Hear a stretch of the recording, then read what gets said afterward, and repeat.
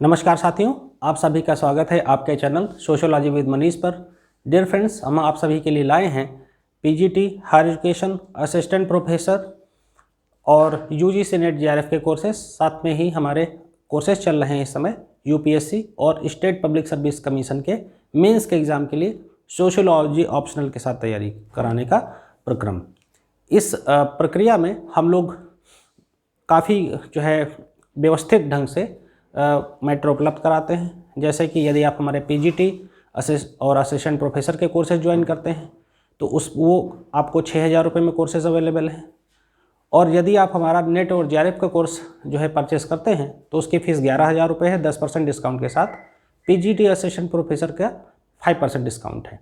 उसके अंतर्गत हम हर टॉपिक पर रिकॉर्डेड वीडियो लेक्चर कम्प्रहेंसिव ढंग से प्रोवाइड करते हैं, पीडीएफ्स प्रोवाइड करते हैं, डाउट सेशन रखते हैं और साथ में टेस्ट सीरीज का भी विधान है। तो इतना काफ़ी पर्याप्त है। और यदि आप हमारे वीडियो देखते होंगे या देख रहे हैं या देखेंगे तो देखेंगे कि अधिकतम प्रश्न हमारे वीडियो से आते हैं।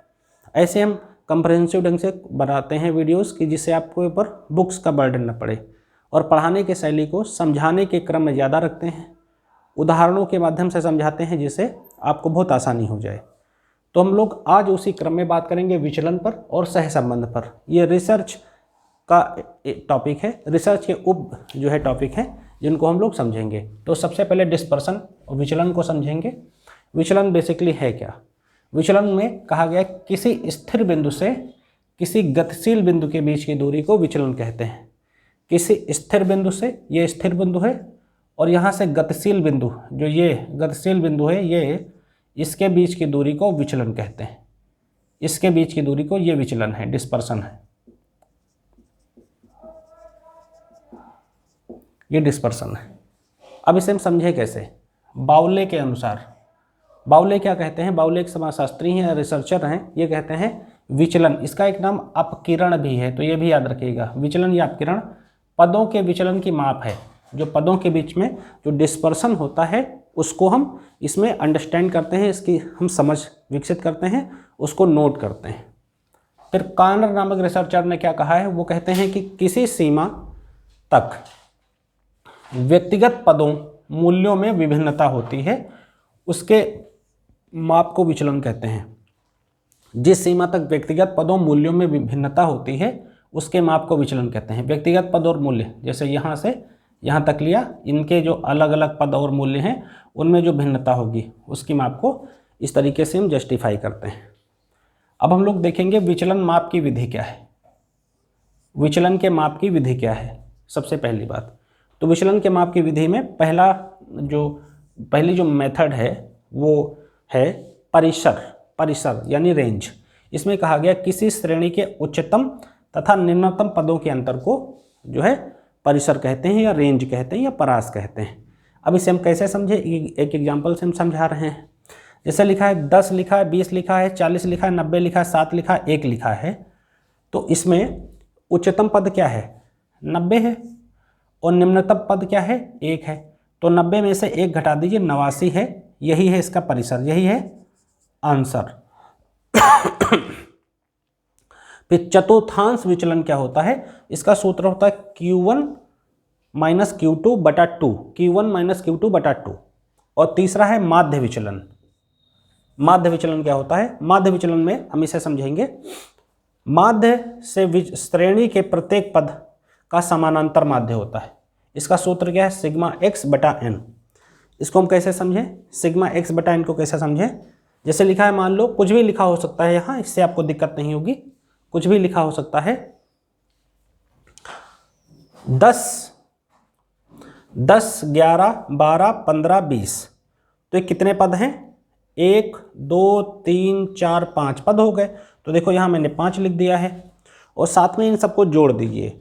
तो देखिए 20, 15, 35, और 35, 12, 47, और 1, 48, 10, 58, 10, 68 हो गए। तो 68 को 5 से भाग दीजिए। अब 5 एकम 5, और इसको इससे जो काटोगे तो 5 एकम 5 हुआ, और 5 एकम 5 हुआ 11, 11 छक्का 66, 11 पछी 55, इसको इससे काट दीजिए और जो आंसर आएगा वो उत्तर होगा। जैसे इसको ऐसे समझते हैं, 68 लिखा है, 5 से काटना है, 5 एकम 5 हो गए, 18 बचे। तो उसके बाद 5 तियाँ 15, 13 बची 65, 65 हुआ, 3 बचा, दशमलव लगा, 0 बढ़ गया है। तो 0 बढ़ गया है तो इसको फिर काटिए, 5 छक्का 30, तो 13.6 आएगा, ये आंसर हो जाएगा। 13.6 आंसर हो जाएगा। उसी तरह से माध्यिका और बहुलक में क्या किया जाता है? बहुलक तो ऐसे बता देते हैं, जैसे लिखा 1 2 1 0 9 9 लिखा है, 8 लिखा है, फिर 1 लिखा है, फिर 4 लिखा है, फिर 2 लिखा है। मान लो ये पद लिखे हैं, तो बहुलक का मतलब होता है वह पद जो सबसे ज़्यादा बार आए। जैसे 1 है, ये देखो 3 बार आया है सबसे ज़्यादा बार, बाकी कोई भी ऐसा पद नहीं है जो 3 से ज़्यादा, मतलब 1 से ज़्यादा बार आया है, तो इसे कहते हैं बहुलक। और माध्यिका किसे कहते हैं? इसका सूत्र होता है सिग्मा fx बटा n। इसमें मध्य पद को लिया जाता है n+1/2। जैसे पद हैं 27 + 1/2, तो बड़ा 28/2, तो 14 इसका उत्तर आता है। इसे ऐसे भी समझते हैं माध्यिका को, और थोड़ा सरल भाषा में समझा देते हैं। जैसे लिखा है 1 7 5 6 3, ऐसे लिखा हुआ है। तो इसे सबसे पहले इसका क्या किया जाता है? व्यवस्थित क्रम में किया जाता है। तो 1 लिखा जाएगा, फिर 3 लिखा जाएगा, फिर 5 लिखा जाएगा, फिर 6 लिखा जाएगा, फिर 7 लिखा जाएगा। ये हो गया। अब ये इसमें ये 5 क्रम है, इसमें मध्य पद क्या है? 5 है। मध्य पद क्या है? 5 है। ये 2 इधर हो गए, 2 इधर हो गए मध्य पद। तो ये डायरेक्ट आप ऐसे उत्तर बता सकते हैं, या n+1/2 वाले सूत्र को भी यूज कर सकते हैं। तो इस तरह से आप डायरेक्ट इसे बता सकते हैं। तो इस तरीके से आपने डिस्पर्शन को पूरे व्यवस्थित ढंग से समझ लिया है। व्यवस्थित ढंग से पूरे समझ लिए। जो विचलन क्या है, पदों के विचलन की माप को जो है मतलब डिस्पर्शन हम समझते हैं। जैसे इसमें क्या है कि किसी सीमा के व्यक्तिगत पदों और मूल्यों की विभिन्नता को इसके अंतर्गत हम जस्टिफाई करते हैं। फिर अगला है कंसेप्ट है सहसंबंध। सहसंबंध इसे हम कहते हैं कोरिलेशन, कोरिलेशन कहते हैं। तो इसके बारे में जो सबसे ज़्यादा काम किया है जिस समाजशास्त्री ने या रिसर्चर ने, उनका नाम है कार्ल पियर्सन। तो इनको आप याद रख लेंगे, कार्ल पियर्सन जी को आपको भूलना नहीं है। वो अब ये होता क्या है सहसंबंध, इसको हम लोग सबसे पहले जान लें।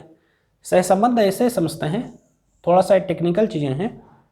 जैसे बॉन्डिक से समाजशास्त्री वो कहते हैं जब 2 या अधिक समूह हैं, 2 समूह हैं या 2 से ज़्यादा समूह हैं या वर्ग हैं या आंकड़े हैं, तो उनकी श्रेणियों के मध्य जो संबंध है उसे हम सहसंबंध कहते हैं। अब इसको थोड़ा सा आपको सरलता से बताते हैं। जैसे मान लो कि लिखा है व्हाइट ग्रुप और प्लस ब्लैक, या लिखा है ये यूएस में मान लो लिखा है, इंडिया में मान लो लिखा है, इंडिया में इसके लिए यूज हुआ है ब्राह्मण क्षत्रिय वैश्य शूद्र। ब्राह्मण क्षत्रिय वैश्य शूद्र है। तो इनमें क्या है, इनमें सब में अंतर संबंध है, एक दूसरे पर निर्भरता है, एक डिवीजन ऑफ लेबर है। तो उसको हम कहेंगे सह संबंध है, कोरिलेशन है। जब 2 समूह हैं या 2 वर्ग हैं या 2 आंकड़े हैं तो उनकी श्रेणियों के मध्य जो संबंध होता है उसे ही कोरिलेशन कहते हैं। या आप ऐसे समझ सकते हैं 2 + 2 4 होता है, तो 2 और 2 के बीच में जो सह संबंध है उसे ही कोरिलेशन कहा जाएगा। क्योंकि कोई भी एक शब्द को, एक अक्षर अपने आप में एब्सोल्यूट तो है, लेकिन फिर उसकी कंपैरेटिव व्याख्या नहीं की जा सकती। अब हम लोग इसके प्रकारों को जानते हैं। प्रकार में क्या है, पहला है धनात्मक तथा ऋणात्मक सहसंबंध। धनात्मक तथा ऋणात्मक सहसंबंध। तो इसमें क्या है, जब चर का मतलब होता है पद, जब चरों समूहों और श्रेणियों के मध्य परिवर्तन की दिशा एक ही हो तो उसे धनात्मक संबंध कहते हैं। जब चरों समूहों और श्रेणियों के मध्य परिवर्तन की एक ही दिशा हो तो उसे धनात्मक संबंध कहते हैं। तब आगे जब चरों और समूहों में उसी अनुपात में परिवर्तन हो तो उसे रेखीय सहसंबंध कहते हैं। उसी अनुपात में परिवर्तन हो तो उसे रेखीय सहसंबंध कहते हैं। यानी कि अगर जो है चरों, समूहों, श्रेणियों के मध्य जो परिवर्तन की दिशा एक ही है, एक ही टाइप की परिवर्तन की दिशा है, तो उसे धनात्मक सहसंबंध कहेंगे, धनात्मक। और जब चर समूह में परिवर्तन का जो अनुपात है वो एक ही रेखा में है तो उसे रेखीय सहसंबंध कहेंगे। इसे आप ऐसे याद रख लेंगे, ज़्यादा टेंशन लेने की जरूरत नहीं। आगे सहसंबंधों की विधियों को हम लोग जानेंगे, सहसंबंधों की विधियों को जानेंगे। पहली विधि है अंकगणितीय विधि। अंकगणितीय विधि, इसके अंतर्गत क्या क्या चीज़ें आती हैं उसको हम लोग जान लेते हैं। इसमें है अंकगणितीय विधि और गणितीय विधि। जैसे कार्ल पियर्सन की विधि इसके अंतर्गत आती, डायरेक्ट आपसे पूछ लेगा ये गणितीय विधि का प्रयोग किसने किया, बस ऐसे प्रश्न पीजीटी में पूछा जाएगा, असिस्टेंट प्रोफेसर में पूछा जाएगा। सूत्र वूत्र कभी नहीं पूछा जाता है, ना पूछा जाएगा। तो आप ये ना समझिएगा कि सर ने वो चीज़ें नहीं बताई, उन चीज़ों की आवश्यकता ही नहीं है। आपसे ऐसे पूछ लेगा स्पीयरमैन ने कौन सा मेथड दिया, तो श्रेणी अंतर विधि का प्रयोग किया, श्रेणी अंतर विधि का प्रयोग किया। फिर अगली विधि है न्यूनतम वर्ग विधि। पूछ सकता है गणितीय विधि के अंतर्गत ये चीज़ें आती हैं क्या, तो आप ऐसे क्लियर कर लेंगे। फिर अगला है सहसंबंधों की सीमा। तो सहसंबंधों की सीमा को प्लस माइनस ऐसे +-1 के अंतर्गत हम मापते हैं। सहसंबंधों की सीमा को +-1 के अंतर्गत मापते हैं। इसमें होता क्या है, साधारणतः दो चरों में कभी भी पूर्ण धनात्मक यानी +1 तथा पूर्ण ऋणात्मक संबंध नहीं हो सकते। बस ये टॉपिक कंप्लीट हो गया। अब आपको यहाँ जो इस टॉपिक से याद रखना है वो दो चीज़ें मात्र याद रखनी है। एक है बॉन्डिक्स का ये वो, और सबसे पहले सहसंबंध पे कार्ल पियर्सन ने ये दिया, ये याद रखना। बॉन्डिक्स का डेफिनेशन याद रखना है, धनात्मक ऋणात्मक सहसंबंध याद रखना है, और उसके बाद सहसंबंधों की जो विधियां हैं अंकगणितीय विधि और गणितीय विधि है। गणितीय विधि में कार्ल पियर्सन की विधि है, स्पीयरमैन की श्रेणी अंतर विधि है, ये याद रख लेना है। और ये चीज़ याद रख लीजिएगा कि प्लस माइनस के जो है कंटेक्स्ट में ये चीज़ें होती हैं। और बाकी इसको थोड़ा सा ठीक से याद रख लेना है कि जैसे ये चीज़ें क्या होती हैं, विचलन डिस्पर्सन होता क्या है, इसको हम कैसे रेंज को कैसे मापते हैं, ये क्लियर रहे। चतुर्थांश विचलन का सूत्र थोड़ा सा याद कर लेना, जरूरत वैसे है नहीं खास। माध्य विचलन क्या होता है मैंने बता दिया, माध्यिका क्या होती है, बहुलक क्या होता है मैंने आपको बता दिया। तो ये टॉपिक आपका इतने में ही कंप्लीट हो जाता है, यानी डिस्पर्सन और कोरिलेशन आपका हो गया है। Thank you very much.